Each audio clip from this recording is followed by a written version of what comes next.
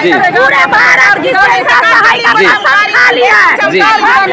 हम लोग पूरे भारत की सेवता कसम खा चुके हैं आपस में कि इस बार अगर हमारी बातों को सरकार अनसुनी की है तो हम लोग नहीं समझेंगे कि वो सरकार हम लोग के लिए है।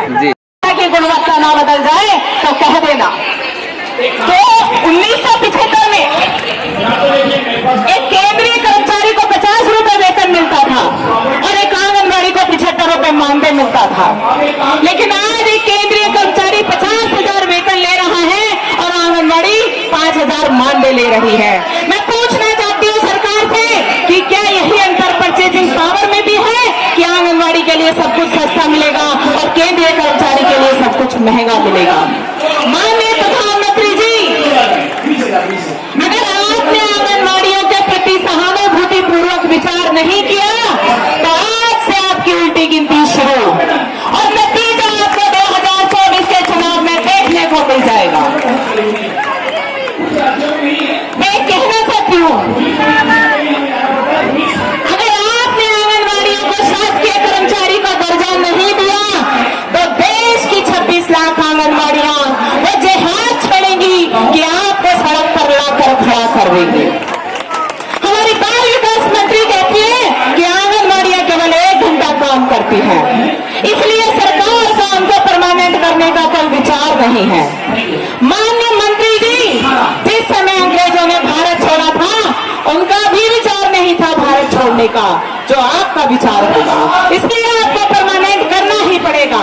और मेरी बहनें हैं, मैं अपनी बहनों को कहूंगी कि बहनें आज तक हमारे अल्प मानदेय का कारण रहा है हम लोगों की आंशिक लड़ाई, और इस आंशिक लड़ाई का फायदा ये सरकारें उठाएं, इसलिए अमेंड हो जाएंगी।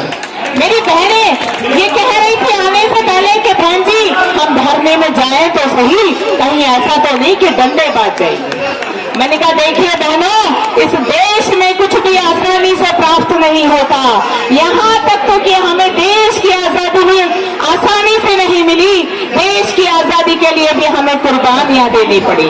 और इतिहास गवाह है, इतिहास गवाह है, जब जब खून बहा है हमने कुर्बानियां दी है, मेहनत कभी बेकार नहीं गई। तो आइए मैं आह्वान करती हूँ, अगर नवंबर तक सरकार हमारी मांगों पर विचार नहीं करती है तो दिसंबर से भारत बंद। क्या सब सहमत है मेरी बात से? दिसंबर से भारत बंद, आंगनबाड़ियां काम बंद, कलम बंद, हड़ताल पर चली जाएंगी और फिर जब तक शासकीय कर्मचारी का दर्जा नहीं मिल जाता तब तक लौट कर वापस नहीं आएंगे। मैं इन्हीं शब्दों के साथ 2 पंक्ति के बाद मैं अपनी वाणी को विराम देती हूँ कि हो गई है पीर पर्वत श्री पिघलनी चाहिए, कि हो गई है पीर पर्वत श्री पिघलनी चाहिए, अब हिमालय से कोई गंगा निकलनी चाहिए।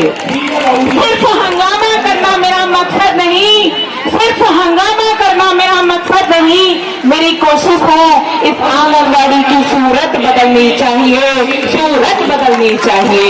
जय हिंद, जय भारत।